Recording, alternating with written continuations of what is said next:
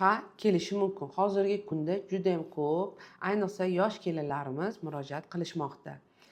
Bularda kuchli og'riq, siyganda achishish, og'riqli siyish bilan shikoyat qilib, biza uzi qilganda tasodifan tuxumdon kistasini aniqlab va siydigini topshirganimizda analizlarda bakteriya, leykositlar juda ham balon chiqyapti. Demak, bunday holatlar juda ham ko'p uchrayotgan. Bu nima sababdan bo'lishi mumkin? Keling, shuni ko'ramiz. Videoni oxirigacha ko'ring. Tuxumdon kistasi yosh kelinlarimizda ko'pincha bu o'sha muhitning o'zgarishi sababli, boshqa o'zi o'sib kelgan oilasidan boshqa muhitga borib, o'tga ko'nikish uchun ancha vaqt kerak bo'ladi va gormonlarimiz shunda o'zgarishni boshlaydi.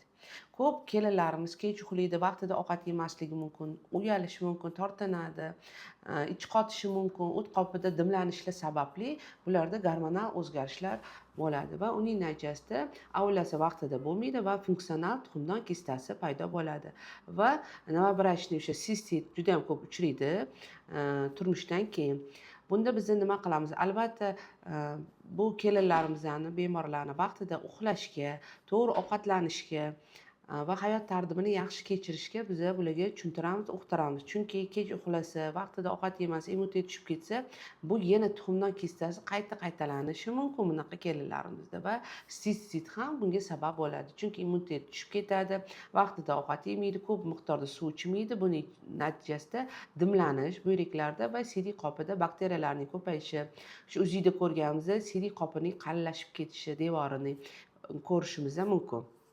Albatta, eng biza qo'rqadigan narsa bu gormonal buzilishi natijasida bularda bepushtlik kelib chiqishi mumkin. Chunki ovulasi bo'lmaydi, bunga kistaga moyillik bo'laveradi va hadeb sistit bo'lgandan keyin o'sha kelinimiz, yosh oila muntazam ravishda jinsiy aloqa kuzatilmasligi, og'riq natijasida va bularda o'sha homiladorlik bo'lishi tezlashishi, sekinlashishni boshlaydi.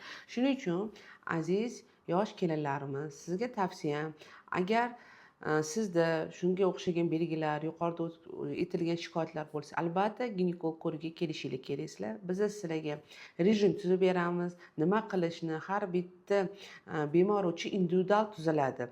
Chunki har bitta bemor organizmi har xil va sababi har xil bo'lishi mumkin.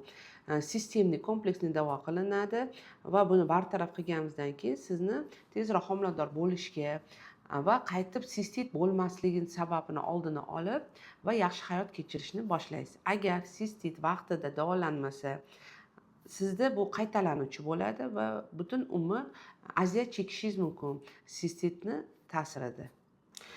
Bunaqa holatlarda albatta biz to'g'ri diagnostik qilishimiz kerak, tekshiruvlardan o'tkazamiz. O'zida tekshiruvlari buyrak, siydik qopi, bachadon, tuxumdonlar ko'rilib chiqadi. Kresloda albatta ko'ramiz, mazok olamiz, bakpasef olamiz, kerak bo'lsa CD analiz va CD bakpasefi topshiriladi va shuning natijasiga qarab bularga to'g'ri yallig'lanishga qarshi antibiotiklar tanlaniladi va o'sha buyrakdagi haydovchi, bakteriyalar haydovchi o'zini dorilari bor. Bularni biz tavsiya qilamiz, albatta individual. Agar boshqa sabablari bo'lsa, mana uyquning buzilishi, vaqtida ovqat yemaslik, ich qotish bo'lsa, o't qopida bir muammolar bo'lsa, ular bilan ham biz ishlashni boshlaymiz. Chunki o't qopi jigar yaxshi ishlasa, sizlarda gormonlarning sintezi bo'lishi ham juda ham yaxshi bo'ladi. Va albatta ichingiz regular kelish kerak.